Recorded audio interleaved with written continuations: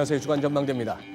저희 주간전망대의 400회 특집 마지막 순서로 오늘은 신한금융투자의 곽상준 지점장님 그리고 다행경제의 이승조 대표님과 더불어 3,000포인트를 돌파한 우리 증시에 대해서 집중적으로 살펴보는 시간 갖도록 하겠습니다. 먼저 1부의 곽상준 지점장님 모시도록 하겠습니다. 지점장님 안녕하세요. 네, 안녕하십니까. 새해 복 많이 받으시고요. 네, 새해 복 많이 받으십시오. 자, 지금 그동안에 제가 신한금융투자 곽상준 부지점장님 영업부 이렇게 했는데 TFC 강북금융센터 곽상준 지점장님이십니다. 승진하셨네요. 예, 그렇습니다. 축하드립니다. 네, TFC가 감사합니다. 뭐죠? 토탈 파이낸셜 센터. 토탈 파이낸셜 센터. 강북이면 한강 이북은 다 강북인데 네. 사무실이 어디죠 그러면? 돈의 중심, 돈의 중심. 돈의 문, 돈의 문에 있습니다. 서대문 쪽? 네, 네, 그러시구나. 돈의 문의 중심에 딱 있습니다. 아, 그래요. 네, 올해 돈의 문이 활짝 열릴 것 같습니다. 돈의 문이 활짝 열릴 것 벌써 같다. 이미 열리고 있고요. 이미 열리고 네. 있고. 네. 지금 생각하신 것보다 좀 빠르지 않나요? 지수 상승 속도가 어떠신지? 예, 빠릅니다. 생각보다. 빠른데 아마 1월 달 빠를 것 같습니다. 예? 1월 달이 빠를 것 같습니다. 1월 달이? 예, 계속 빠를 것 같고 오히려 2월 달에는 생각보다 좀 어려울 수도 있겠다라는 생각이 들어요. 왜냐하면 이제 3월 달에 공매도가 있지 않습니까? 예. 예. 공매 여론이 만약에 반대를 세게 한다면 과연 어떻게 할 건지 잘 모르겠어요. 고민할 것 같은데. 예. 근데 그 조건과 여건상으로는 여기서 공매도를 또 연장하기에는 논리적인 뭐랄까 정합성은 없어요. 예, 그래서 공매도를 하는 게 원칙적으로 네. 그걸 하는 게 맞을 것 같은데 네. 그렇게 된다면 그게 이제 정말로 시행이 된다면 거기에 앞선 물량들이 나와서 예. 그게 이제 공매도 시행하기 한 달 전부터 아마 음. 고민하는 그런 흐름들은 예상해 볼 수 있을 것 같습니다. 그 정도까지는. 네. 우리 지점장님께서는 이제 이른바 증권가의 이코노미스트, 애널리스트, 뭐 업종 분석하시는 분들 네. 이런 쪽 그리고 또 예를 들어 펀드 매니저들하고도 또 약간 다르세요. 그렇죠. 그죠? 네. 시장을 보시는 관점이나 네. 또 회사에서 맡기신 그 역할도 네. 어떻게 보면은 현장의 분위기를 갖다가 가장 이렇게 잘 아실 수 있는 상황인데 제가 인상 깊었던 그 기사가 아니 1월 첫 그거에 4일이었죠. 월요일 날. 네. 맞습니까? 첫 거래일이요. 네. 원래. 네. 그날부터 해서 우리 개인들이 그날 첫날부터 뭐 일조를 일조. 사버렸고 네. 그런 상황이 됐는데 아니 뭐 하루에 뭐 증권사 한 군데서만 계좌가 3만 개 이상 열리고 그렇죠. 지금 어느 정도입니까 지금? 증권인으로 20년을 살았는데 네. 역대 최고인 것 같습니다. 아마 80년대 재판이 아닌가 하는 생각. 그 88년, 그거는 이제 89년. 저보다 소장님이 훨씬 더 잘 아실 텐데 80년대 재판이 시작된 것 같다라는 생각이 듭니다. 왜냐하면 그럼 제가 그 이제 증권맨들 매달 보너스 받던 그 시절, 그렇죠. 뭐 이제 그야말로 소팔던 시절. 소 팔던 시절. 예, 그 비슷한 느낌이 드는데 그 현장에서 느끼는 거는 저 이제 오늘은 제가 뭐랄까 전 해설사도 아니고 음흠. 실전 투자자로서 네. 제가 직접 투자에 참여하고 고객들의 계좌를 직접 투자하는 네. 입장에서 말씀을 드릴게요. 네네. 그리고 현장에서 경험한 것들을 그대로 말씀드릴게요. 과거에 못 보던 흐름 중에 가장 큰 변화는 뭐냐면 자금의 출처입니다. 자금의 출처가 과거하고 달라요. 옛날에는 여윳돈, 쌈짓돈, 은행에 있던 돈 그런 것들이 들어왔어요. 장이 네. 좋았을 때. 네. 지금은 부동산 자금이 분명히 들어오는 것 같아요. 부동산 자금이 들어온다. 예, 지금 현재까지는 집 팔아 들어오는 돈은 아닌 것 같고 전세를 올려줄까 하다가 그 돈이 온다던가 뭐 전세를 받았는데 돈의 여유가 좀 생겼어요. 하는 그런 자금들 오늘도 그런 상담들을 하고 왔는데 그런 자금들이 많이 움직이고 있고 그다음에 부동산을 사고 싶어서 대기를 했는데 네. 부동산 시장에 돈 넣기가 좀 너무 애매한 거예요. 근데 옛날 같았으면 그냥 은행에 버텼습니다. 근데 못 버티겠는 거죠, 은행에. 그러니까 이거 뭐라도 해야지 뭐 이런 느낌이고 요즘 뭐 벼락거지라는 표현이 드는데 본능적으로 돈 가치가 떨어지고 있구나 이런 느낌을 받으시는 것 같아요. 그러니까 그렇죠. 금리가 바닥이다라는 거에서부터 시작은 되었지만 이거 이 상태로 가면 안 되겠다는 본능적인 금융 IQ가 돌아가는 금융 본능이 좀 발현되고 있는 거 아닌가. 그러면서 은행에 넣어둬봐야 아무 의미가 없으니 네.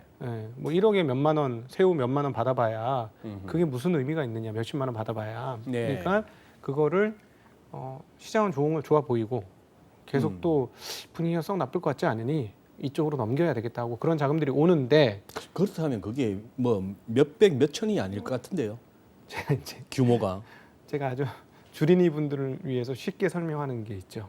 부동산 시장이 이만하면 주식시장 요만하다. 자금의 규모. 네, 자금의 규모 요만한데 여기서 요만큼만 한 움큼만 띄어서 여기다 넣으면 이 시장이 어떻게 되겠느냐. 네, 쉽게 보면 논리로 따지면 부동산 시장의 2% 3% 자금이 주식시장으로 옮겨오면 10배 차이가 더 나는 시장인데 네. 주식시장으로 넘으면 그 20-30%짜리 자금 이동 아니냐라는 것이죠. 네, 그런 분위기가 조금 현재 포착이 되고 있습니다. 포착이 현장에서는. 되고 있다. 네. 작년에 제 기억에 어쨌거나 순매수 순매도 개념으로 외국인이 한 24조 팔았고 네. 뭐 기관도 그 이상 네. 팔았고 네. 그걸 갖다 개인들이 한 47조가 작년에 다 받아낸 걸로. 네. 근데 지금 해바뀌고 나서도 물론 지금 이 녹화일 기준인 7일 날 목요일 날은 또 개인들 발빠르게 또 네. 엄청나게 또 이렇게 차익 실현을 하는 모습을 보여요. 네. 그게 지금 지주장님 말씀하신 해바뀌면서 아니면 최근에 들어왔던 자금들이 그렇게 나간다면 정말 그거는 아주 네. 발빠른 자금일 테고 네. 아니면은 신규 자금 유입이나 어쨌거나 또 그동안 팔기만 하던 금융투자 쪽에서 사니까 또 이걸 또 차익 실현의 기회로 또 삼는 분명히 진화된 그런 어떤 개인 투자자들의 모습인데 네. 지금 작년 한 해 이렇게 끝나고 나서 이른바 저 기관 투자자들, 펀드 매니저들 분위기는요. 뭐 힘들죠. 그분들 아마 전 주체 중에 제일 힘든 주체가 펀드 매니저들이 아닐까 저는. 증시 참여자들 중에 네. 그리고 특별히 팔아놓은 펀드 매니저들은 뭐 정말 가슴이 불안불안하실 겁니다. 제일 힘든 주체이지 않겠는가? 그렇게 보여지고 뭐 오늘 이 녹화 날에 금융 투자가 1조 6천억인가 매수를 했는데 매수 맞아요. 기록적인 매수인데 네. 굉장히 급하다는 게 보이는 매수죠. 그런데 연기금은 계속 파는 이유가 예, 연기금은 볼륨 조절을 하는 것 같습니다. 지금 상황은 연기금 같으면 예를 들어서 우린 주식 보유 비중이 뭐 15%야 이러면 15%를 맞추려면 계속 팔아야 될 걸요. 전체 포트폴리오에서 예, 15%만 유지하려면 계속 팔아야 될 겁니다. 그동안 하도 주가가 오르는 바람에 예, 그러니까 요즘 어떤 분위기냐면 팔아도 현금은 느는데 네. 담을 수가 계좌에서 없어. 비율은 규중상. 별로 안 올라요. 예. 계좌 사이즈가 커지니까. 예. 예, 아마 지금 연기금의 상황이 그런 상황이 아닐까 싶습니다. 연기금이 그렇다면은 외국인들도 대부분 기관 투자자 네, 입장일 텐데 거기도 같은 논리가 적용될 수 있나요? 일부는 그렇게 될 것 같고요. 일부는 네, 네. 워낙 한국 비중으로 따지면 비중이 많지 않습니까? 지금 네. 외국인들 비중이. 그러니까 일부 그렇게 될 것 같고. 그리고 저도 좀 의문이에요. 밸류 체인상으로 전 세계 밸류 체인상으로 보면 한국이 굉장히 역동적인 밸류 체인 속에 있는데 왜 이렇게 안 사지?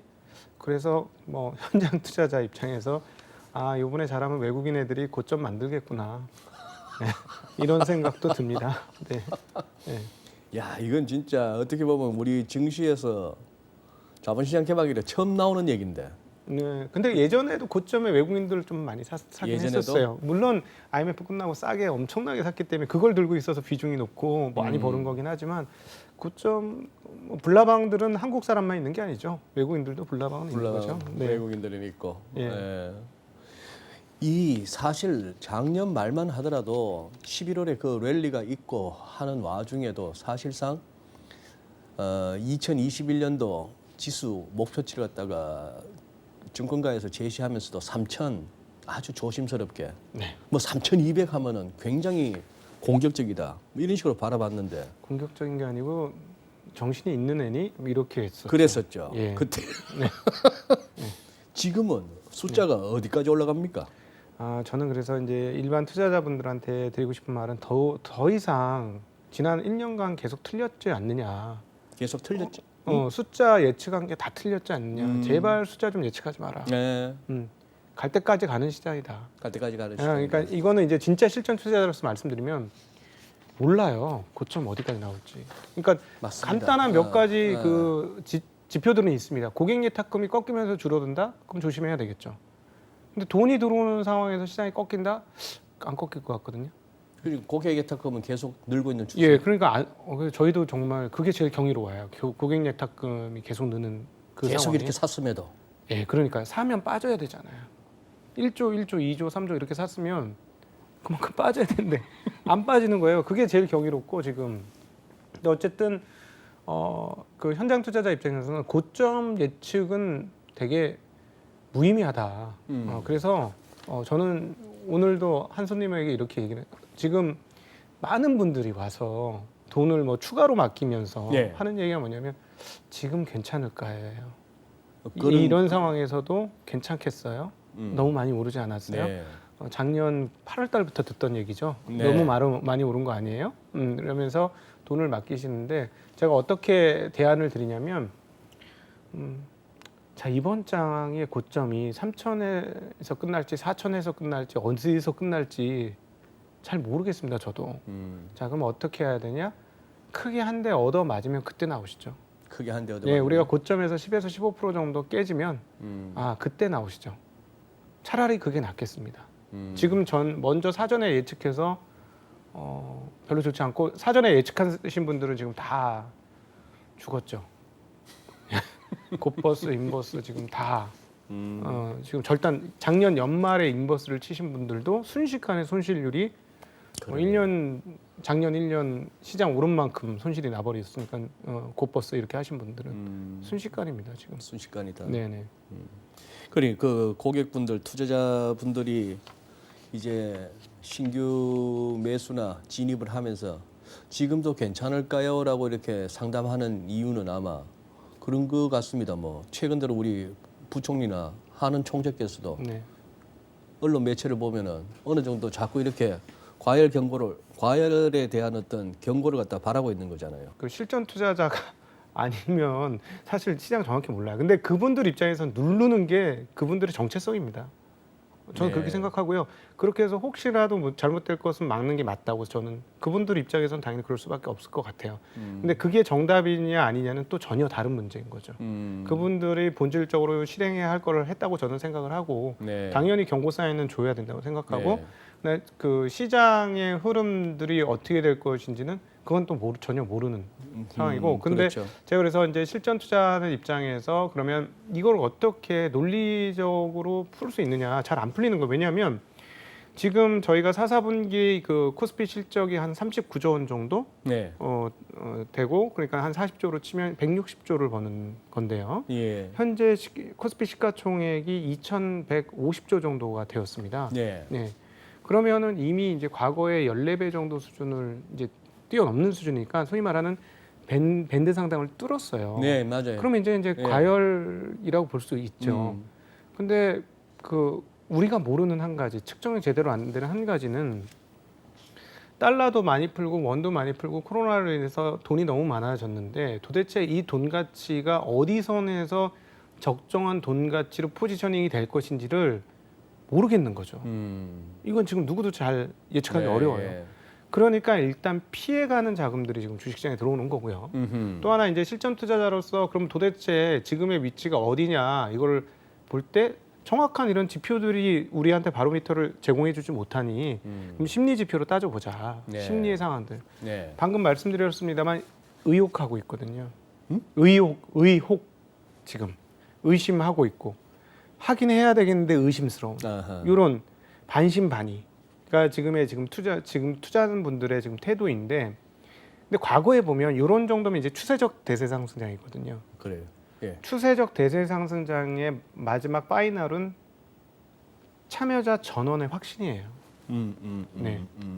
아직까지도 시장 참여자들 중에 이래도 되나 하는 어떤 의심이 있다는 얘기는 네, 건물 조짐에서 건물이라고 보기에는 좀 이르다. 네, 그렇죠. 그러니까 바루크인가요? 그 사람이 그게 정확한 맞는 일화인지 모르겠습니다만 그 29년 그 월가 붕괴하기 전에 네. 대공황 오기 전에 구두를 닦으러 갔더니 구두 닦는 소년이 자기한테 종목을 추천하더라는 거죠. 네. 그러면서 네. 그 길로 달려가서 네, 뭐 매도를 했다. 뭐 이런 일화들이 있는데 지금 상황이 모두가 확신하는 상황이냐라는 걸 따져보면 그거는 아직 그 정도까지는 안 왔다. 그래서 그렇다면 심리 지표로 봐서는 약간의 공간은 예. 또 있는 것 같다. 예. 이렇게 보시는 게 맞을 것 같습니다. 그러면 이제 조금 이렇게 과열 이런 어떤 표현을 쓰고 조금은 신중한 투자를 주문하고 하는 쪽에서는 이른바 전문가 집단에서 항상 내세우는 게 그 B2입니다. 빚내서 하는 거. 지금 어느 정도죠?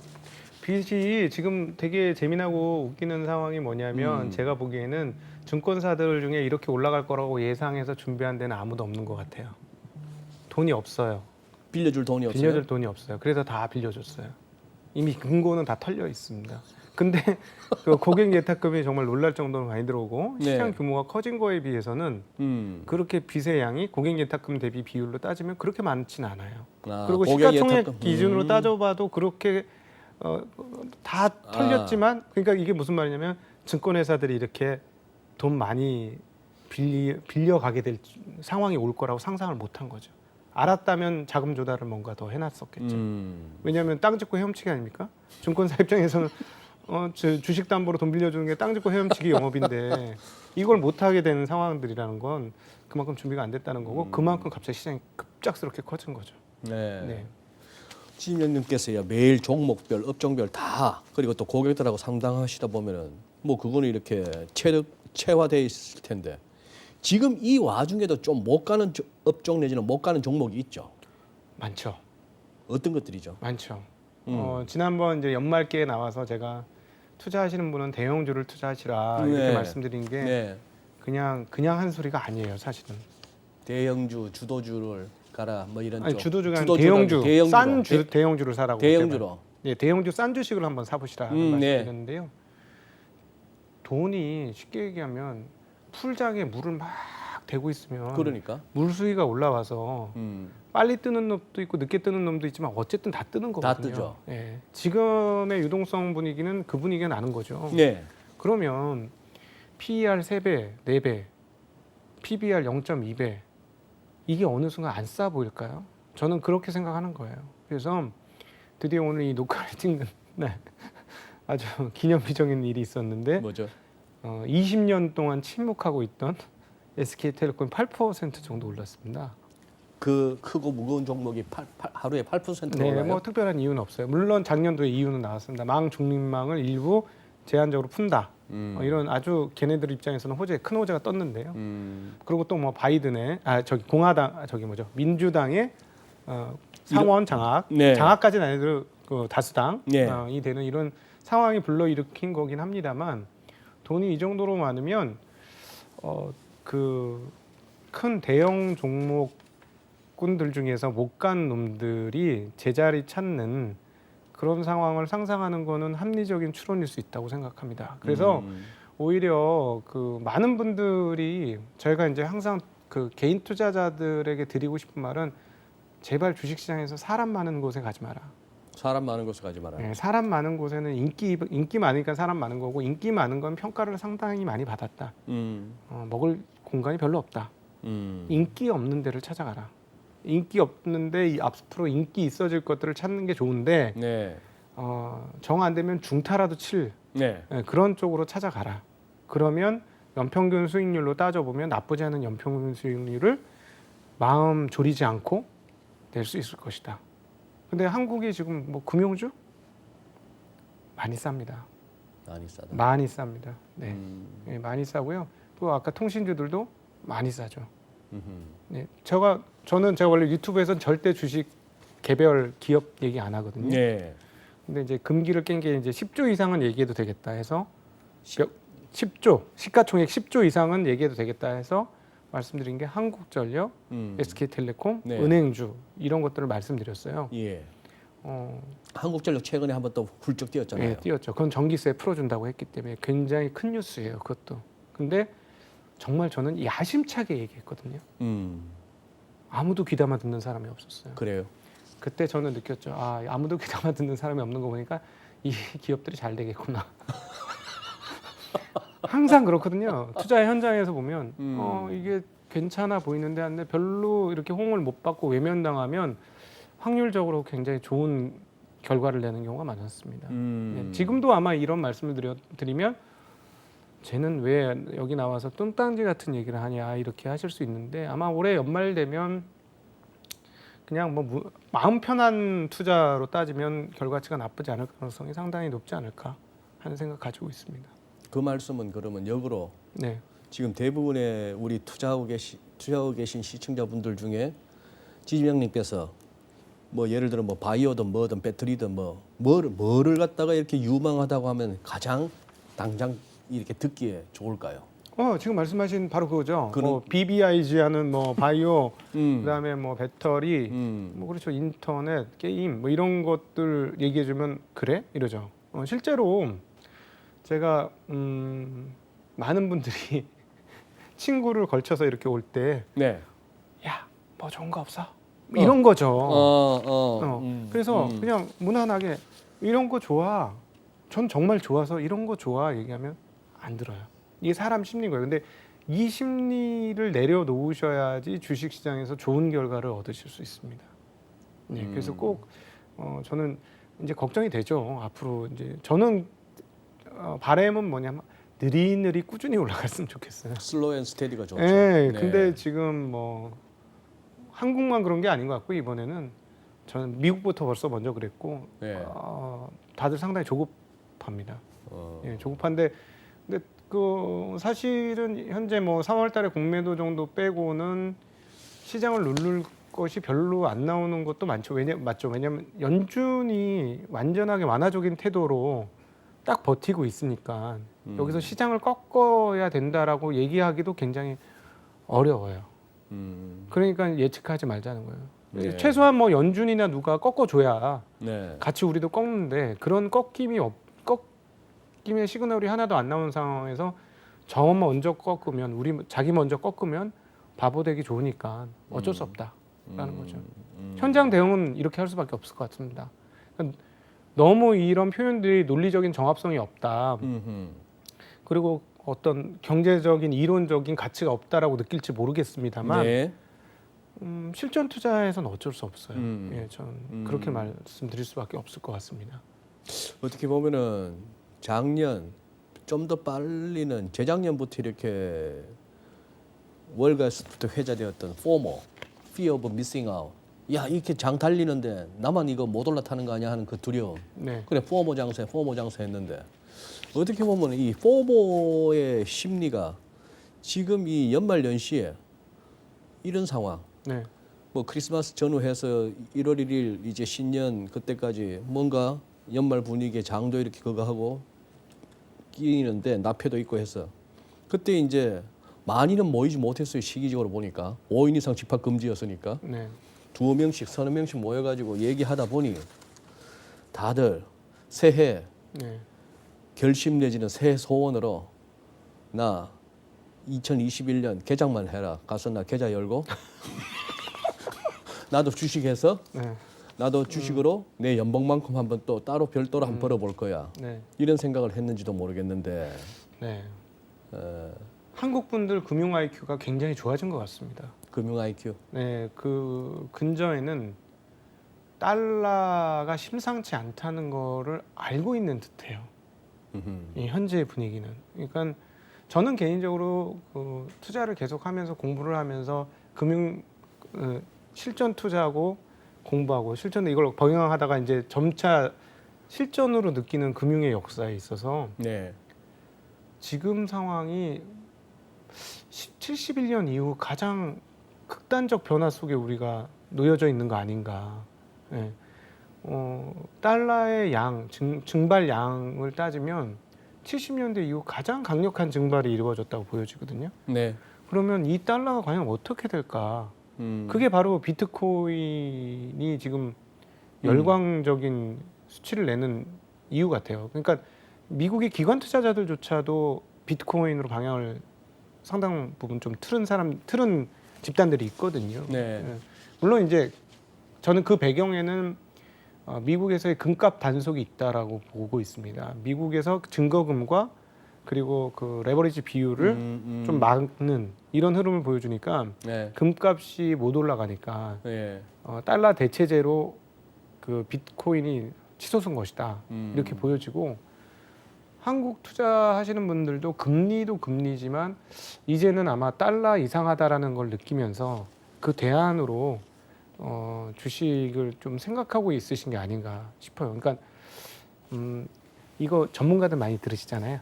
금융권. 말씀드리고 싶은 건 소위 이제 우리 금융권에 근무하시는 분들 정말 열심히 하셔야 됩니다. 잘못하면 일반인들한테 다 따라잡히게 생겼습니다. 일반인들 정말 열심히 하고 요즘 10대, 20대 저는 지금 10대, 20대들 통해서 한국 금융에 미래 있다고 보여지거든요. 열심히 해요, 정말. 그래서 금융권에 있으신 분들 그냥 직장 생활 한다고 생각하지 마시고 후배 금융 전문가들을 키운다는 생각으로 준비를 하시는 게 지금 정말 필요하지 않을까 하는 생각. 진짜 맹렬하게 달려오고 있어요. 맹렬하게. 오히려 어떤 생각이 드냐면 직장 있는 사람들은 별로 금융에 관심이 없구나. 그 금융 공부 별로 안 하는구나. 이렇게까지 느껴져요. 아무래도 덜 절박할 수가 있죠. 따박따박 월급 나오면. 그래서 제가 신입사원급한테 뭐라고 얘기하냐면 많이 알고 싶대요. 그래서 제가 뭐라고 일반인들한테 하는 얘기 아닙니다. 너가 가진 모든 돈을 다 투자해라. 너가 가진 모든 현금을 다 투자해라. 그럼 너의 눈이 뒤집어질 것이다. 그러면서 공부를 열심히 할 것이다. 근데 왜 내가 이렇게 얘기하는지 아니? 밖에 있는 사람들이 지금 그렇게 하고 있어. 너희들도 그렇게 해야 돼.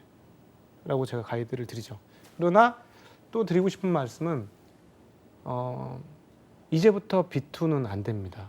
이제부터는? 네, 왜냐하면 지난 1년간의 시간을 통해서 우리가 한 6개월, 8개월 시간을 통해서 지금 성공의 경험들이 쌓이고 있거든요. 네. 성공의 경험들이 쌓이고 있으니까 자기 확신이 커지죠. 그러면 자기 확신이 커지면 내가 왜 이것만으로 했을까? 더 땡겨서 했어야 되는데.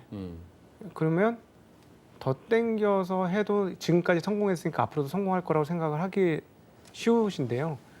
그거는 지난 4월, 5월, 6월, 7월 달에 했어야 되는 거죠.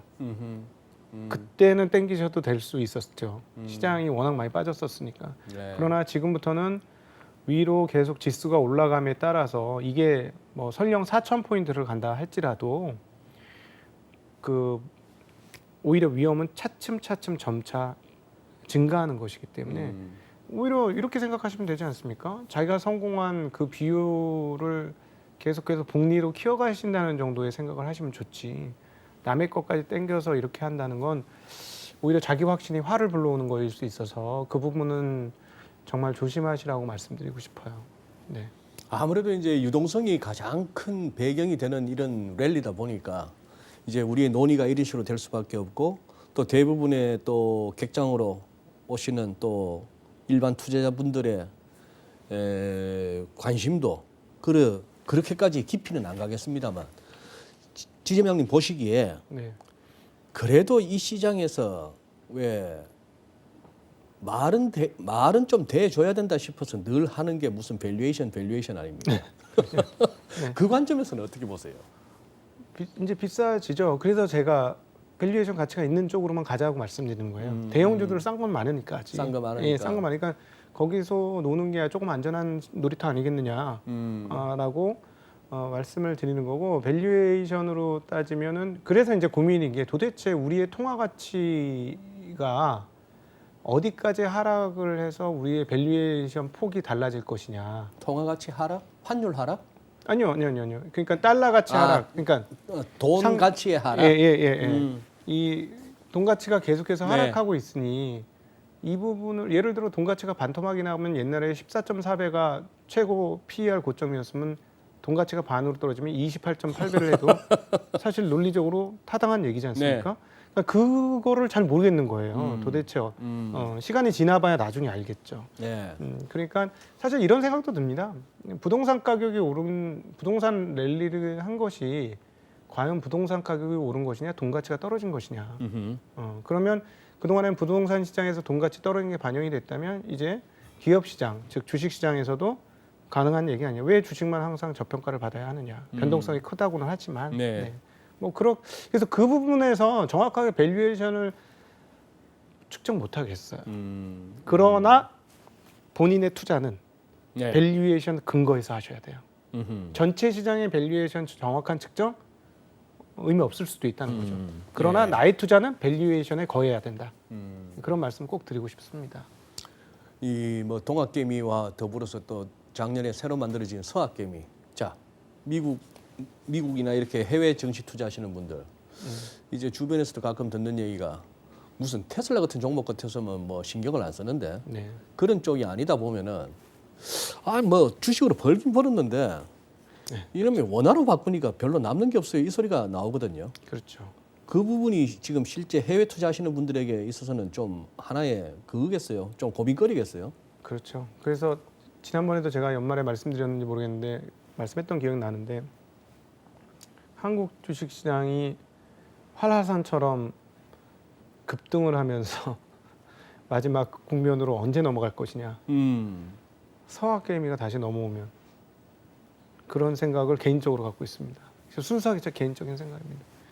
왜냐하면 계산 이제 주판을 튕겨보면 답이 좀 약하거든요. 네. 분명히 먹었는데 내가 미국에서 살 것도 아닌데 해외 여행도 못 가는데 이거 달러 들고 뭐하지? 이런 생각을 할 가능성이 있죠. 그러면 갑자기 한국 시장의 상승폭이 커지면 뭔가 이건 뭐지? 하는 고민을 하실 거고 그래서 결국은 그 뭐 테슬라 갖고 있으신 분들이야 쉽게 지금 안 움직이시겠습니다만 다른 주식들과의 차이가 벌어지기 시작하면 이러시면서 옮겨올 가능성도 있다. 다시 서학개미가 귀국하는 날이 온다. 그분들이 귀국할 때 그 돈까지 참여가 되면 한국 시장이 굉장히 뜨겁게 오르면서 조금 문제의 국면으로 들어가겠구나라는 상상 머릿속에 시나리오를 한번 작성해 봤습니다. 네. 그러면 지금 형님 마지막 질문이 될 것 같은데요. 지금 사실 시장 분위기를 보면은 20% 정도의 고점 대비 20%의 조정은 견디겠다는 분들도 많고 네. 또 20% 정도의 조정 심지어 한 30-40% 빠지는 거는 더더욱이나 반갑게 기다리는 분들도 많아요. 그 정도는 안 빠졌었죠. 그 정도 빠지면 안 됩니다. 그 큰일 납니다. 30-40% 빠지면 저희 다 망합니다. 30-40% 빠지면 다 망한다. 망아요. 지수가 그 정도 빠지면 종목은 뭐 2배씩 빠지니까요. 네, 그거는 상상하기 어려운 얘기고 한 5% 10%? 그 말씀하신 대로 지금 분위기는 5% 10%안 기다리셔요. 5% 10%도 안 기다린다. 네, 2% 5% 기다리죠. 그것만 빠지면 그냥 돈이 들어오거든요. 지금. 그거는 기다리고 있어요. 한 2%에서 5% 빠지면 근데 전형적인 강세장이라는 게 뭐냐면은 그 장중 조정으로 끝날 때가 지금 너무 빈번하게 나타나고 있습니다. 강세장의 특징이 그거지 않습니까? 그렇죠. 조정이 장중에 끝나. 오전에 조정이 끝나. 오후에 다시 올라. 작년 말에 그 배당락 하던 날 보세요. 네, 그러니까요. 그래서 지금 실전 투자하시는 분들 중에 오랫동안 참여하신 분들 중에 꼭 주의하셔야 될 부분이라고 말씀드리고 싶은 거는 네. 박스가 10년을 갔습니다. 정확하게 13년짜리 박스였어요. 한국 박스가 그러니까 2008년 폭락 이후 회복하고 나서 2010년부터는 계속 박스였거든요. 네. 큰 틀에서 1800부터 2200 사이의 박스였고 중간에 살짝 2600 올라갔을 뿐이고 그러니까 어떤 생각을 하냐면 오르면 떨어진다. 그 인간의 두뇌라는 게 습관적으로 익숙해지는 성향을 가지고 있죠. 다니엘 커너먼이 얘기했듯이. 네. 그래서 10년을 똑같은 걸 지내다 보니까 머릿속에 그게 고착화돼 있어요. 즉 이 정도 오르면 떨어진다. 이 정도 빠지면 오른다. 그러니까 그 박스 매매를 처음 5년은 적응이 안 됐겠죠. 네. 근데 그게 6년, 7년, 8년, 10년 가니까 이게 진리구나 하고 머릿속에서 이렇게 석화된 거예요. 근데 지금은 그 장이 아니라 추세장이라는 거죠. 그러면 결국 이 추세 또 이렇게 될 거예요. 이 추세장이 지나면 다시 박스가 올 거거든요. 저 생각은 그렇습니다. 다시 박스가 올 것인데 그 박스가 오면 또 이제 추세적으로 사람들이 머리가 굳어서 생각하겠죠. 추세가 익숙해질 때쯤 되면 박스가 올 것이다. 근데 지금 박스가 익숙해지신 상태의 이 두뇌는 추세로 바뀔 때까지 갈 것이다. 심리적으로는 뭐 그렇게 생각하셔도 뭐 크게 틀리진 않을 것 같습니다. 네. 맞아. 오늘 제가 너무 논리적이지 않은 얘기를 많이 드려서 이거 괜찮을까 모르겠네요. 괜찮습니다. 작년에 논리적으로 접근했다가 논리적으로 접근하신 분들은 뭐 저 포함 다 바보가 됐다는 거니까 네. 오히려 이런 어떤 실전적인 마인드, 네. 현장 분위기가 더 도움이 되는 것 같습니다. 그래요. 우리 또 지명님 서비스 차원에서 네. 한 두 줄 요약 오늘 전하시고자 싶었던 메시지에 그 정도 네. 한번 부탁드리면. 네. 유동성이 들어오는 한 시장을 섣불리 꺾일 것이라고 예측하지 않으셨으면 좋겠습니다. 어허. 주식 시장은 돈과 동행하는 시장입니다. 음흠. 돈의 양에 따라 결정된다는 걸 꼭 기억하신다면 너무나 단순하지만 상당히 이것은 주식시장에서는 진리명제라는 것을 기억하시고 시장 참여하시면 좋을 것 같고, 그리고 개인 투자분들은 쉽게 접근하십시오. 쉽게 이해하기 쉬운 기업 중심으로 접근하시고 빚투자는 안 하시면 좋겠습니다. 예, 아주 뭐 명쾌하게 또 정리해 주셨습니다. 보니까 이제 많이 바빠지실 것 같아요. 네.